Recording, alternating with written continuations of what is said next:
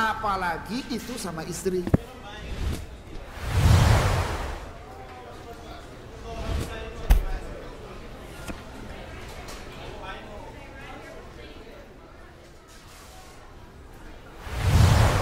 Apa itu menyesal?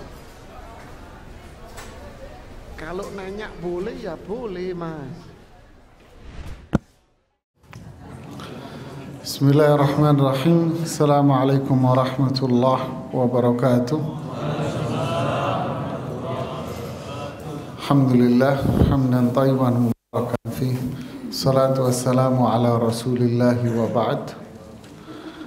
Kita hari ini membahas masalah mengingat mati dan membatasi angan-angan. Ini di Riyadhus Shalihin pada bab yang ke-65. Mengingat kematian dan membatasi angan-angan. Imam An-Nawawi rahimahullah di bab ini menyebutkan satu permasalahan sebetulnya, yaitu anjuran untuk selalu ingat mati. Seseorang yang selalu mengingat kematian, dia akan membatasi angan-angannya. Seseorang yang selalu mengingat kematian, dia akan membatasi angan-angan. Apa yang dimaksud dengan angan-angan? Yang dimaksud dengan angan-angan di sini adalah keinginan-keinginan duniawi. Artinya dia akan lebih memprioritaskan dan lebih mementingkan untuk mendekatkan diri kepada Allah, menjauhkan diri dari semua yang haram dan maksiat. Dia sadar bahwa keinginan-keinginan duniawi ini pasti akan sirna, pasti akan hilang semuanya. Cepat atau lambat pasti akan hilang. Keinginan seseorang untuk dunia ini yang besar menjadikan dia akan jauh dari Allah, dan itu pasti. Ini bertolak belakang. Jadi orang yang keinginannya, angan-angannya itu terlalu panjang, dia akan lupa kalau dia itu bakal mati. Akhirnya dia lupa dekat dengan Allah Subhanahu wa ta'ala. Hidupnya jauh dari ibadah, kemaksiatan akhirnya selalu ada pada dirinya. Ini yang berbahaya.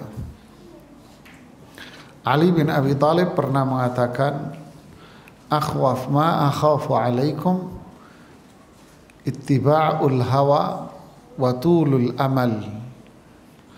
Yang paling saya takutkan dari apa yang saya takutkan itu adalah mengikuti hawa nafsu dan panjang angan-angan.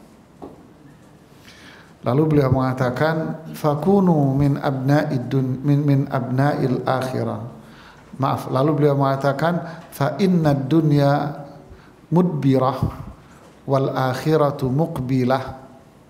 Karena dunia itu akan pergi meninggalkan kalian, dan akhirat itu akan datang. Fakunu min abna'id akhirah wala takunu min abna'id dunya. Jadilah kalian anak-anak akhirat dan jangan jadi anak-anak dunia. Jadi lihatlah, angan-angan seseorang ini akan jauh lebih besar daripada usianya. Angan-angan akan lebih besar daripada usianya.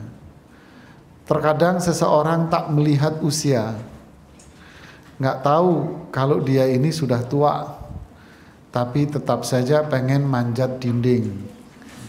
Ibaratnya begitu, ya, ibaratnya seperti itu. Dia sudah tua, tapi dia pengen kawin sama perawan umur 17 tahun. Padahal giginya sudah nggak kuat gigit daging. Nggak tahu diri. Itulah orang-orang yang berangan-angan panjang. Jadi angan-angannya menjadikan dia lupa dirinya yang itu umurnya pendek.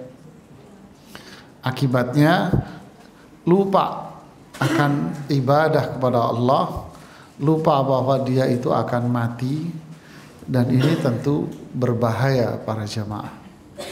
Makanya bahasa Imam An-Nawawi sederhana, beliau mengatakan mengingat mati dan membatasi angan-angan.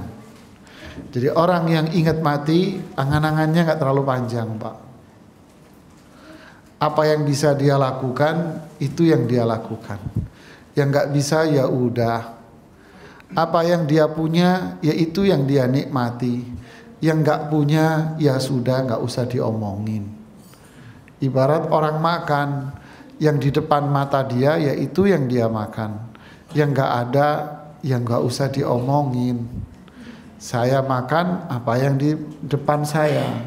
Tapi mereka yang berangan-angan, itu akan selalu mengatakan andai kata, jikalau, apabila, seandainya. Terus dia akan hidup seperti itu. Na'udzubillah. Jadi tulul amal, panjang angan-angan, itu membinasakan, merusak orang, bikin maksiat, bikin lupa ibadah. Dan panjang angan-angan itu saudaranya hawa nafsu. Ingat mati menjadikan dia tidak akan tenggelam dalam dunia. Ingat mati, tahu dirinya akan tahu hakikat dirinya di dunia. Ini terbatas. Ingat mati, kapok, nggak mau maksiat. Ingat mati, semangat beribadah. Kita lihat ayat-ayat cukup banyak kali ini Imam Nawawi menyebutkan ayat-ayat ketika bicara mati, banyak ini ayat yang dikutip oleh Imam An-Nawawi rahimahullahu ta'ala. Yang pertama surat Al-Imran ayat 185. Dha'iqatul maut, ini intinya. Setiap jiwa itu pasti akan wafat. Ya, pasti. Nggak bisa dipungkiri, setiap orang pasti akan meninggal. Wa innama tuwaffawna ujurakum yaumal qiyamah. Pahala-pahala kalian itu nanti akan dipenuhi di akhirat nanti. Pahala itu di akhirat, bukan di sini. Faman zuhziha 'anil nar, siapa yang dijauhkan dari neraka, wa udkhilal jannah, dimasukkan ke dalam surga, faqad faz, inilah namanya sukses yang besar, Pak. Wa mal hayatud dunya, lalu Allah bicara tentang dunia. Tidaklah kehidupan dunia ini illa mata'ul ghurur, melainkan kehidupan yang menipu saja, Pak. Lihat ya, dunia ini tipuan. Kalau dunia tipuan, jangan tertipu. Ingat, kita mau mati. Pahala itu minta di akhirat, jangan minta di dunia. Kalau pahala minta di akhirat, berarti itulah yang namanya sukses, masuk surga, jauh dari neraka. Inilah kesuksesan. Ini yang harus kita camkan, Pak. Yaitu ingat kematian. Kalau sudah ingat mati, sadar dunia ini nggak ada artinya, Pak. Ya. Tadi pagi dikagetkan oleh teman, dia direktur utama di salah satu perusahaan. Kebetulan saya dekat dengan beliau. Masih muda, umurnya di atas saya 2 tahun 3 tahunan lah, Pak.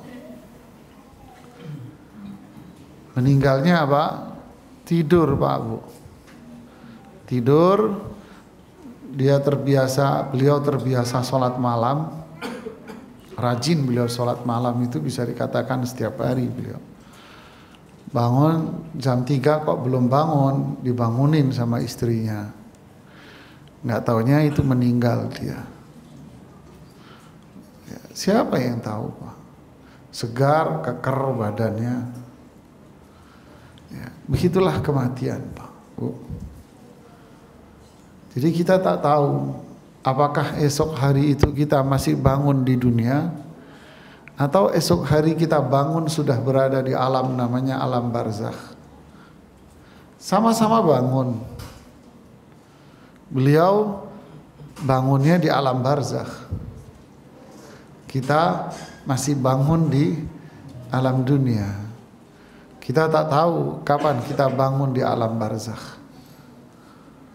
Yang jelas itu pasti akan terjadi. Kalau kita melihat itu, tak ada artinya perusahaan sukses yang dia bangun selama ini ya. Kecuali itu semua menjadikan dia tetap ibadah. Walaupun beliau sukses dengan usahanya, sholat malam gak pernah ditinggal sama beliau.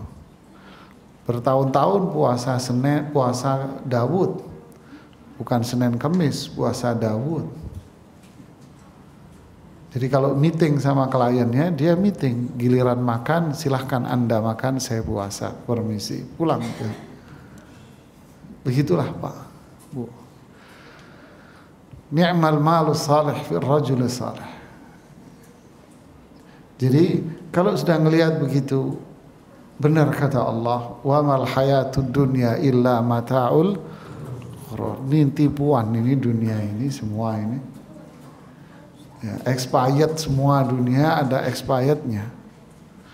Makanya minta pahala di akhirat saja, dan cari sukses di akhirat saja. Jangan cari sukses di dunia. Sukses di dunia ini bisa nipu Pak. Tapi kalau sukses akhirat, itulah yang abadi selama-lamanya. Lalu Imam Nawawi menyebutkan surat Luqman ayat 34. Wa ma tadri nafsum madza taksibu ghada wa ma tadri nafsum bi ayyi ardin tamut. Masya Allah. Tidak ada seorang jiwa pun yang dapat mengetahui secara pasti apa yang dia kerjakan besok. Nggak tahu Pak. Besok saya ngapain, saya nggak tahu Pak. Mungkin beliau yang meninggal tadi juga punya rencana, bangun tidur mau ngapain, mau rencana ini, mau rencana itu, dan sebagainya. Punya rencana banyak, tapi itu hanya sekedar rencana manusia.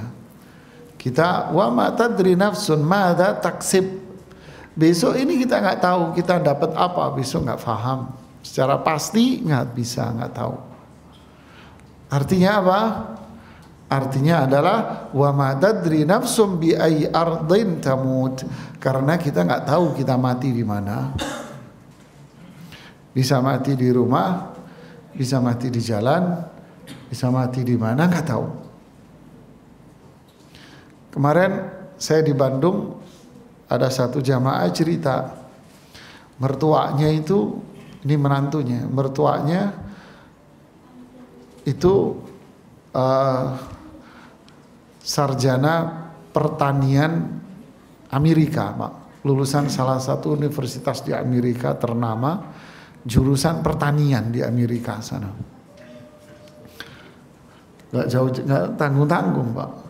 Balik ke sini tinggal di Bandung, dia punya tanah di Tegal.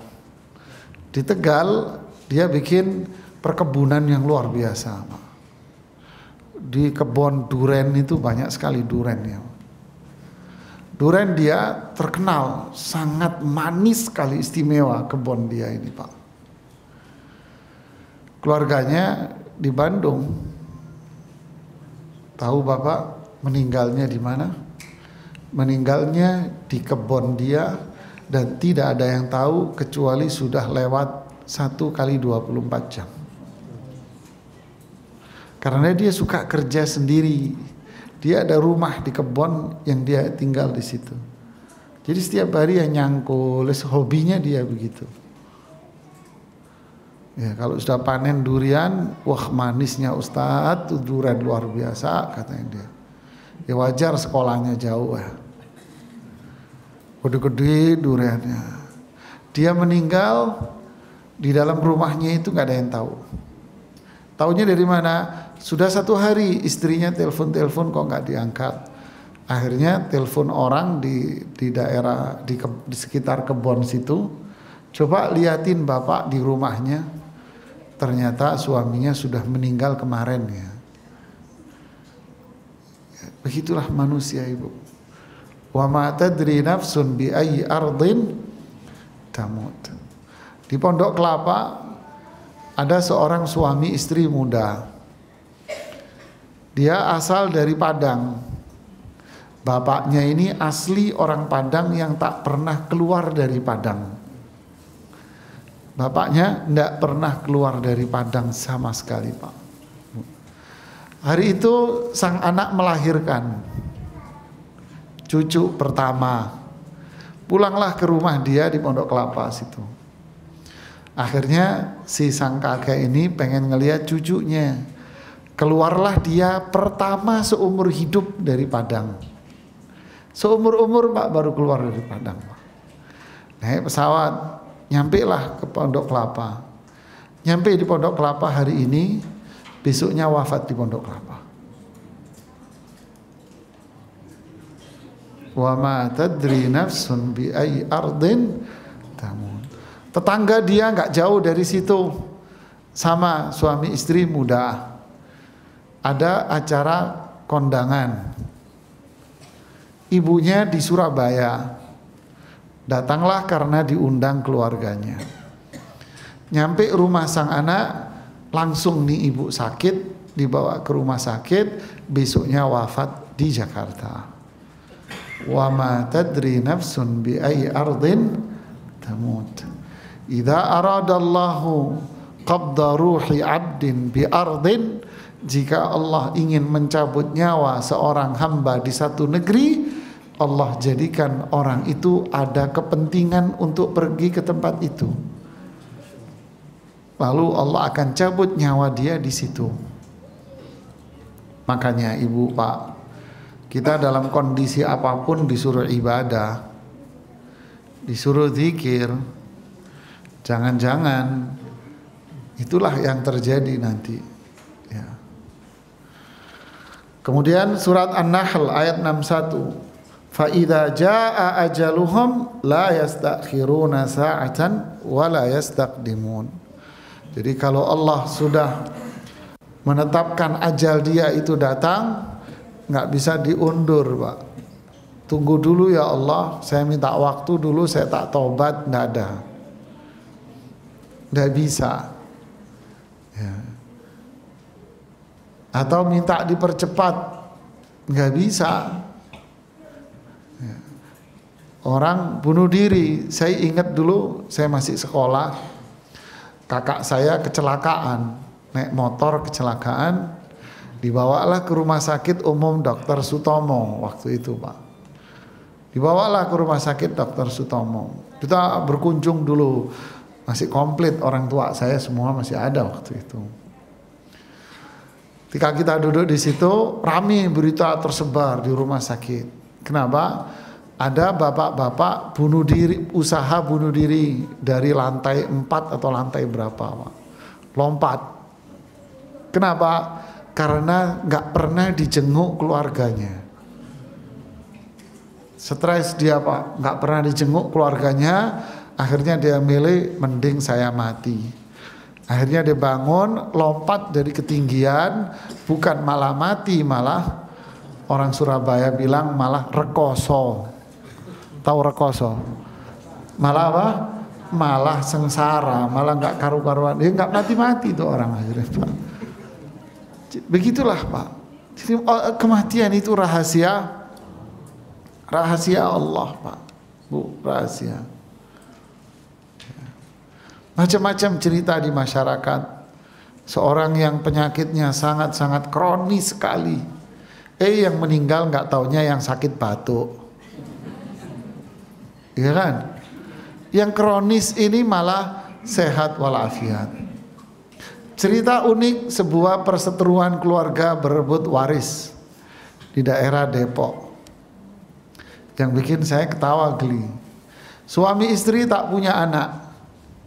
Suaminya sakit-sakitan bertahun-tahun, akhirnya nggak punya penghasilan, sehingga harus nginep tinggal bersama sang keluarga perempuan. Saudara-saudara si perempuan ini iba patunganlah mereka beli rumah, dihadiahkan kepada saudara perempuan. Tinggallah dia di rumah yang baru dengan suami yang sudah bertahun-tahun sakit-sakitan, gitu kan? Tinggal di rumah baru, istrinya sehat, sang suami sakit-sakitan, rumah dari saudara si istri, si perempuan. Setelah 2 bulan, yang meninggal malah si perempuan. Ini kisah nyata. Yang meninggal si perempuan, dan si laki ini ketika istrinya meninggal sembuh sehat walafiat. Ributlah mereka telepon saya. Begitulah yang terjadi Pak. Kematian ini rahasia, hanya Allah yang tahu. Ya, nggak ada yang tahu. Nggak harus sakit, nggak harus parah, nggak harus tua. Ya, yang hanya tahu kematian itu hanyalah, makanya persiapannya yang penting. Sudah siap nggak? Atau terlalu besar angan-angan kita untuk itu? Berikutnya adalah surat Al-Munafiqun ayat 9 dan 10. Disinilah baru bicara tentang dunia Imam Nawawi. Ya ayyuhalladzina amanu la tulhikum amwalukum wala auladukum an dzikrillah. Wahai orang-orang yang beriman. Sini yang diajak bicara adalah orang-orang beriman. La tulhikum, jangan sampai melalaikan kalian. Apa itu yang melalaikan kalian?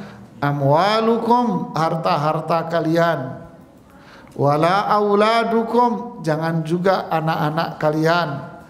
An, dari zikir kepada Allah. Sibuk dengan harta, bisnis, usaha, kerja, lupa sama ibadah.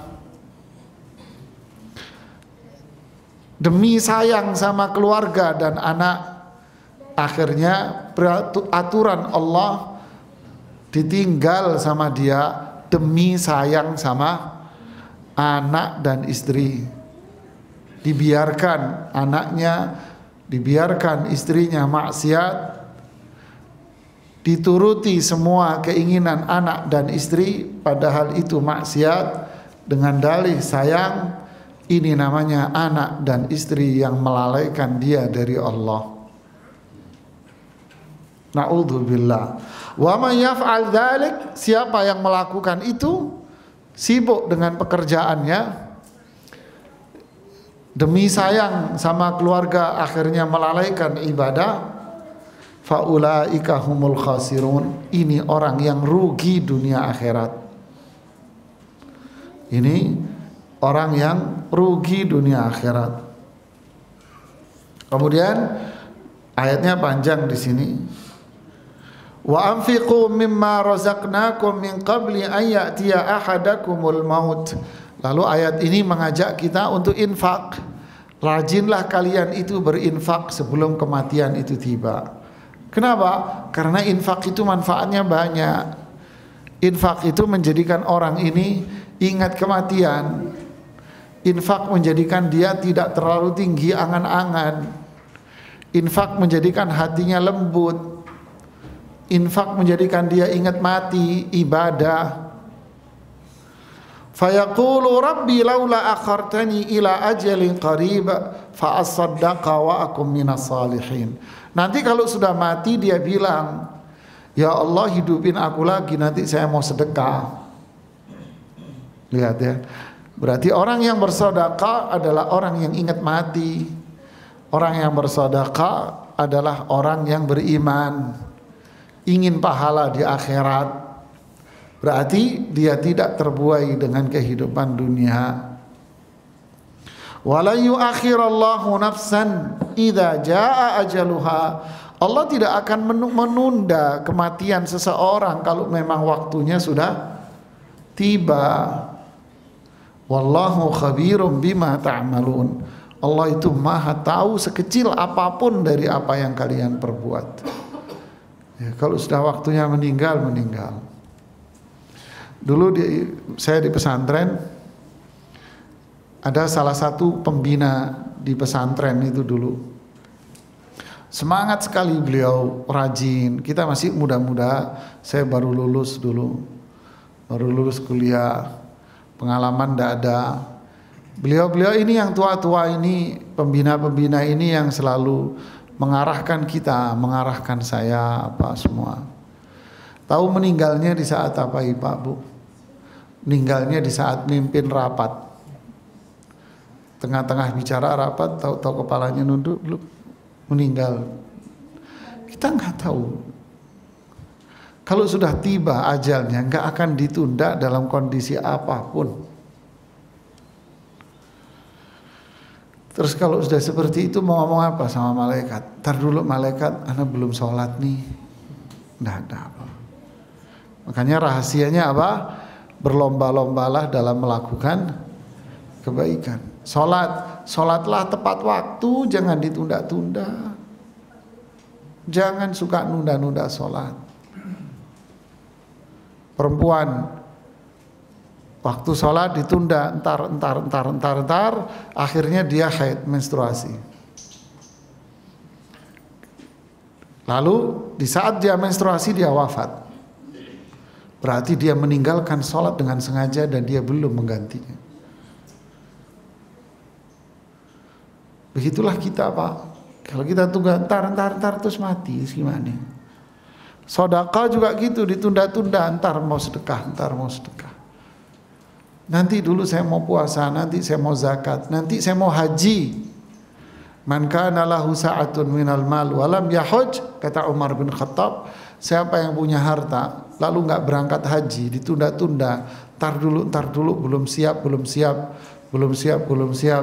wafat, falyamut yahudiyan aw nasraniya. Dia akan meninggal Yahudi atau Nasrani, saya enggak tahu, kata Umar. Na'udzubillah Pak. Jadi inilah, jangan ditunda-tunda. Ini pelajaran buat saya pribadi ya. Ayat yang berikutnya ini panjang sekali ini, Masya Allah. Ini tumben-tumben ini Imam Nawawi nyebutin ayat komplit ini. Biasanya sepenggal-sepenggal beliau nyebutin. Surat Al-Mu'minun ayat 99 sampai 115.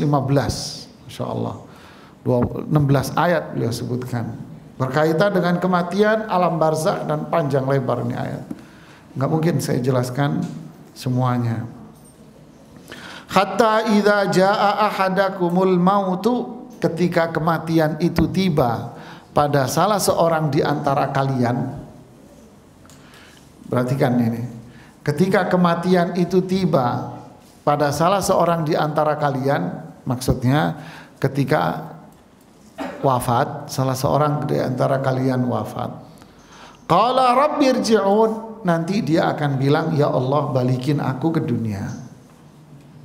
Baik orang beriman maupun orang maksiat, apalagi orang kafir Pak, semua pengen balik.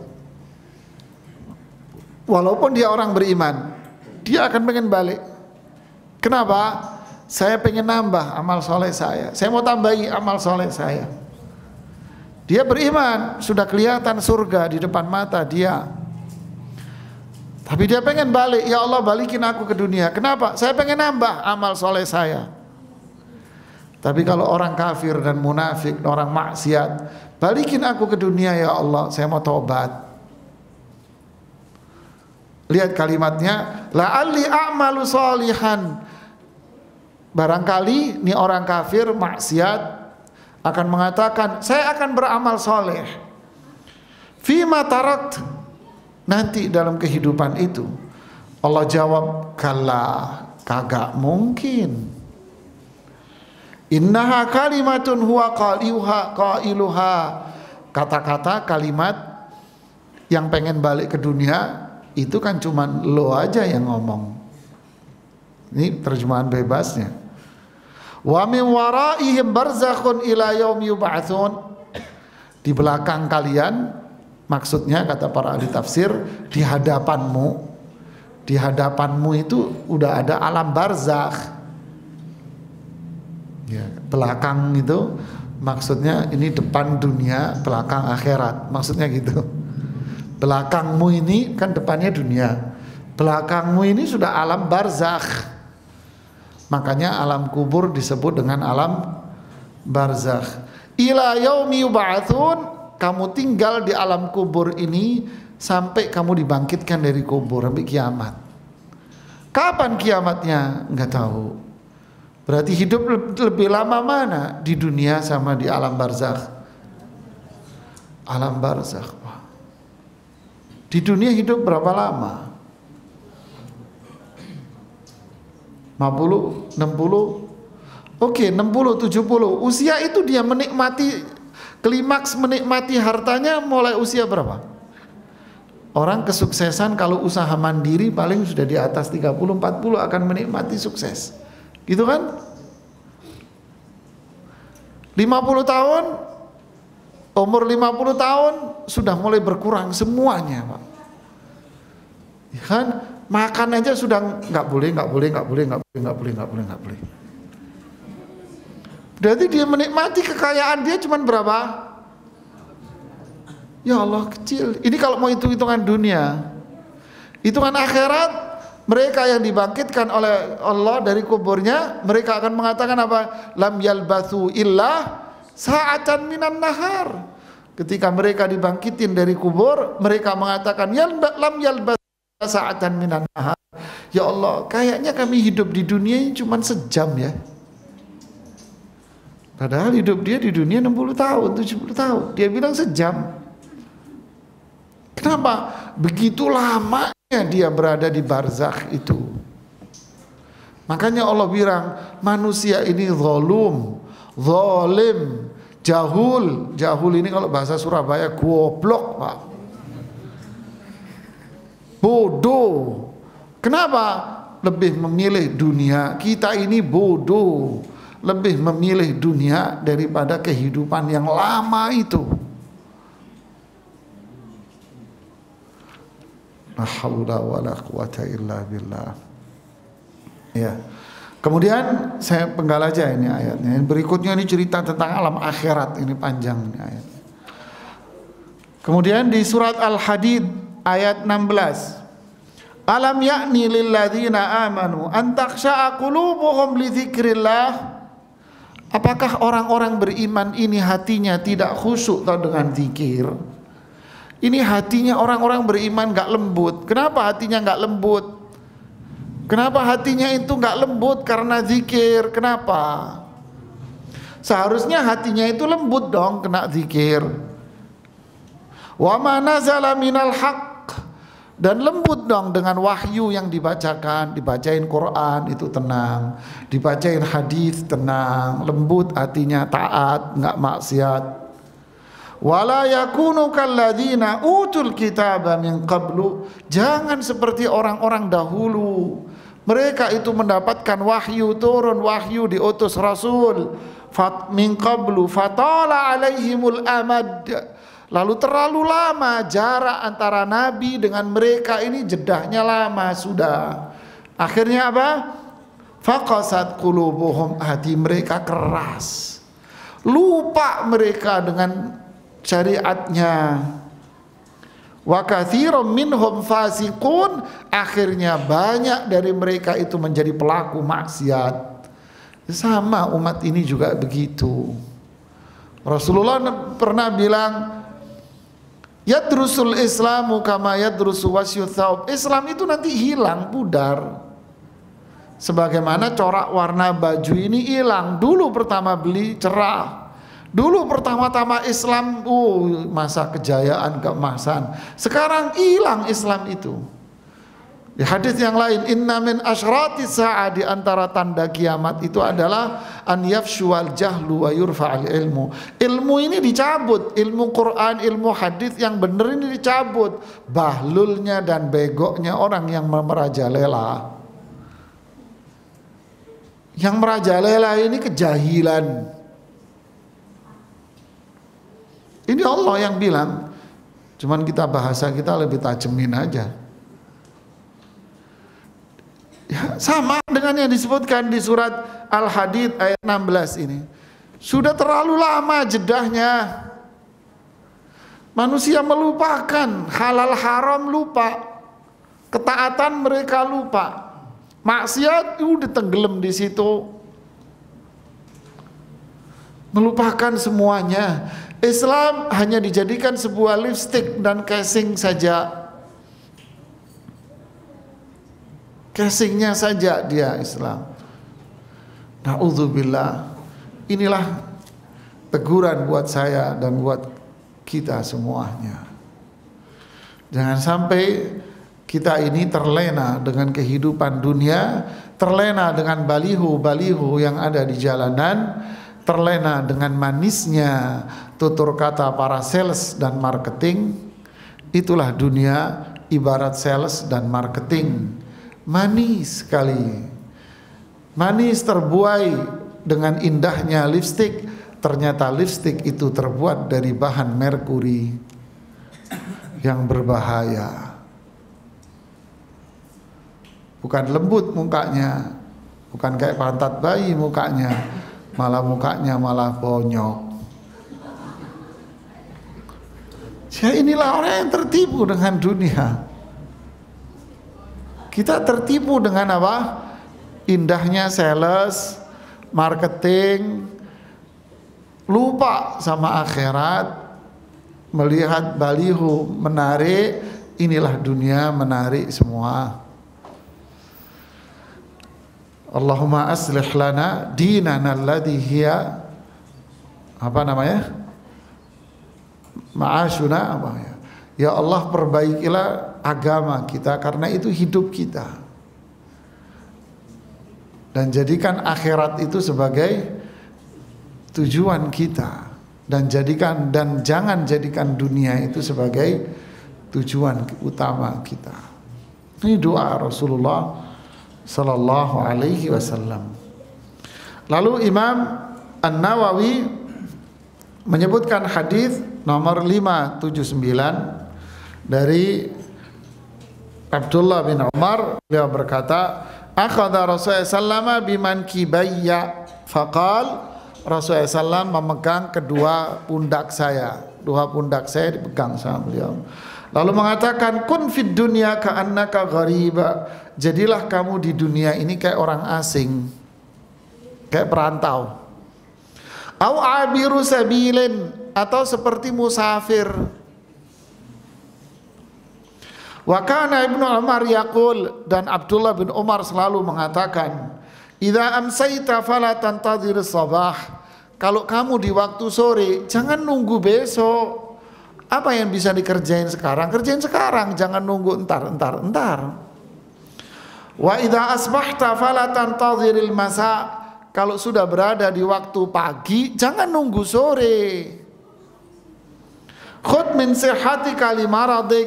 Selama kamu sehat, gunakan sehatmu itu sebelum kamu sakit.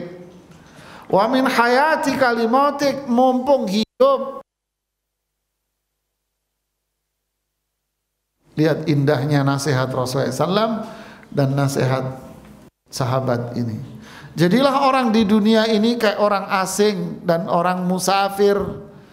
Adakah orang asing itu merasa dia memiliki tempatnya? Tidak. Dia orang asing itu yang benar-benar merasa dia itu asing perantau, dia tidak akan merasa enjoy di sini. Kenapa? Mindset dia apa? Saya mau pulang.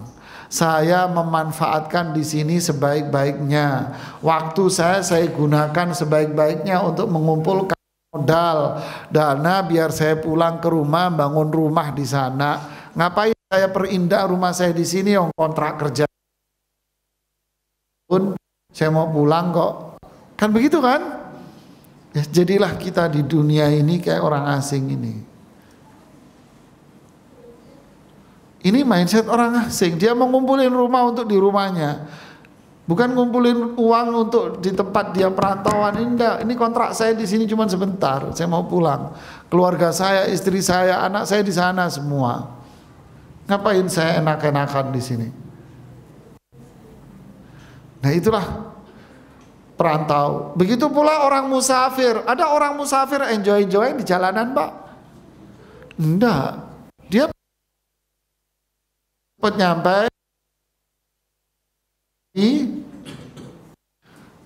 biar selamat sampai ke tujuan, mentaati peraturan dan sebagainya dan sebagainya. Seharusnya inilah orang di dunia. Makanya Abdullah bin Umar menambahkan, untuk itu manfaatkanlah waktu Anda. Jangan disia-siain. Takutnya nanti kematian datang kita belum siap. Ada potongan video kecil menarik dibikin oleh anak-anak muda di Saudi rupanya. Bangun, salat. Ayo bangun ke masjid. Ntar dulu, bangun. Duduklah anaknya ini, sudah siap duduk. Dipikir ayahnya sudah bangun, pergilah anaknya jalan. Nggak taunya ayahnya pulang dari masjid, anaknya masih tidur. Dibangunilah anaknya, ternyata anaknya sudah meninggal. Berarti meninggal dalam kondisi belum sholat. Begitulah contoh kira-kira. Jadi kalau ada kesempatan berbuat baik jangan ditunda. Takutnya nanti kita mati, Pak. Ya, wallahu a'lam bishawab. Ini yang bisa saya sampaikan. Ada 4 menit untuk tanya jawab. Silahkan. Ada yang mau bertanya?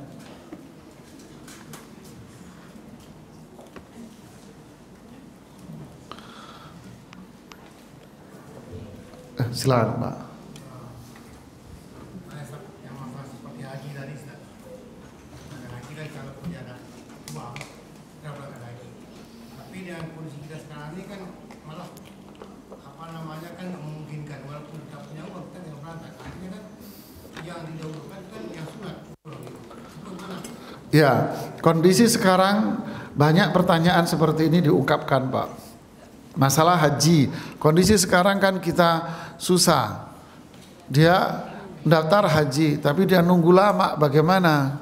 Akhirnya orang cenderung udahlah nggak usah daftar, repot. Ini pola berpikir yang salah, Pak, dan kurang memahami kaidah syar'i. Kenapa? Allah itu tidak akan menzalimi siapapun hambanya. Ketika seseorang itu punya niatan kuat, satu, dia niatan kuat untuk haji. 2, niatan kuat dia diwujudkan dengan daftar ONH. Dia daftar. Keinginan kuat dia diwujudkan dengan 3, bayar. Sudah selesai, tinggal nunggu waktu. Bisa 5 tahun, bisa 10 tahun, dan gitu kan? Selama dia sudah melakukan semua ini. Ternyata sebelum hajinya nyampe dia meninggal, dia tetap dapat pahala haji, Pak. Allah tidak akan menzalimi, Pak. Man hamma bihasanatin falam ya'malha kutibat lahu hasanah. Siapa yang punya niatan kuat tapi dia nggak sempat melakukan, maka dia dapat pahalanya itu sempurna. Kita ini di Indonesia masih bagus, Pak. Syukuri. Saya duduk dengan staf ahli Menteri Urusan Haji Malaysia.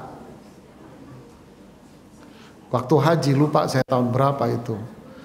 Saya duduk dengan staf ahli Menteri Urusan Haji. Duduk ngobrol lah, santai. Beliau nunggu Pak Menteri turun dari kamar. Dia biasa protokolernya disiapin dulu, tempat makan beliau disteril dan sebagainya lah ya. Sambil nunggu beliau ngobrol sama saya, kebetulan sama owner dari travel itu. Ngobrol lah, Pak. Saya yang nanya, Datuk, saya panggil Datuk, kalau Malaysia kan Datuk. Datuk, di Malaysia berapa lama nunggunya? Indonesia, alhamdulillah. Indonesia cepat. Saya bilang cepat apaan? Di Jakarta 10 tahun. Lu itu cepat. Kalau kita di Kuala Lumpur, katanya dia, nunggunya itu seumur hidup. Jadi terkadang dia belum kawin sudah didaftarkan untuk anaknya nanti. Hah? Serius? Mohon maaf, saya staf ahli Pak Menteri. Menterinya terus datang, itu Pak Menteri datang katanya. Hai Pak, alhamdulillah kita bengong-bengong. Jadi kita syukuri Pak. Ya. Apakah Isa alaihi salam wafat? Nabi Isa tidak wafat. Yang dimaksud dengan ayat inni mutawaffika wa rafi'uka ilai.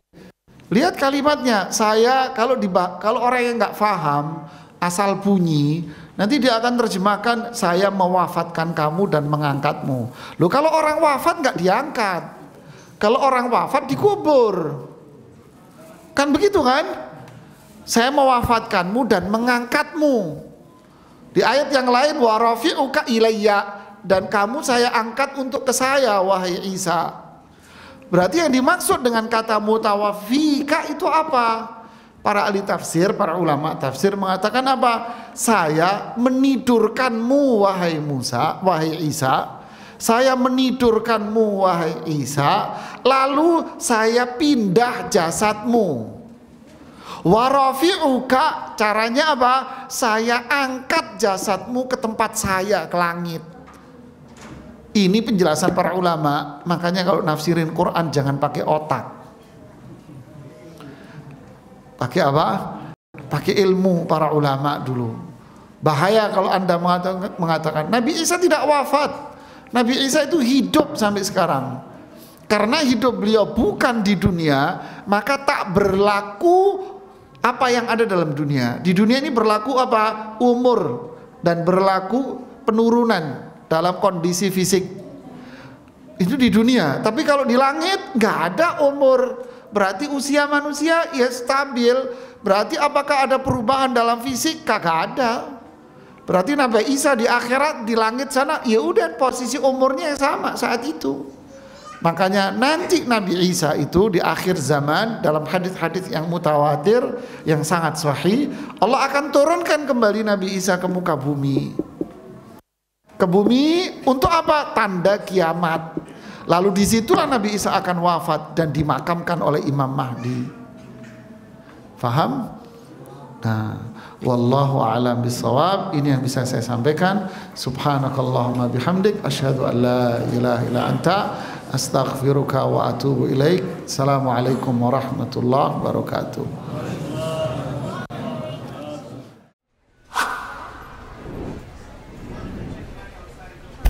Apalagi itu sama istri.